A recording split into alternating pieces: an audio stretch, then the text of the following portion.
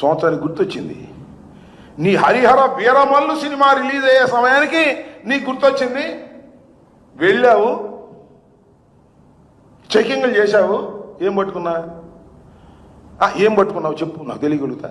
బెదిరించావు. ఏం పట్టుకున్నా? ఏమైనా క్యాష్ పట్టుకున్నావా? ఎందుకు మాట్లాడలేదు మళ్ళా? అసలు ఈ వీరమల్లు సినిమా ఎందుకు పోస్ట్పోన్ అయింది చెప్పు.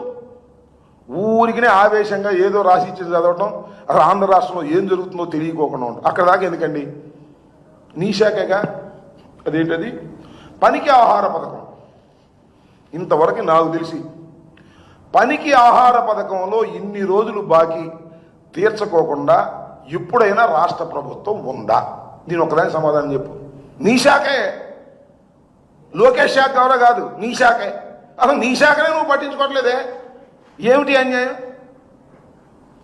అదేమంటే ఇంకో మాట కూడా అడుగుతా నేను, చెప్పండి మీరు సమాధానం.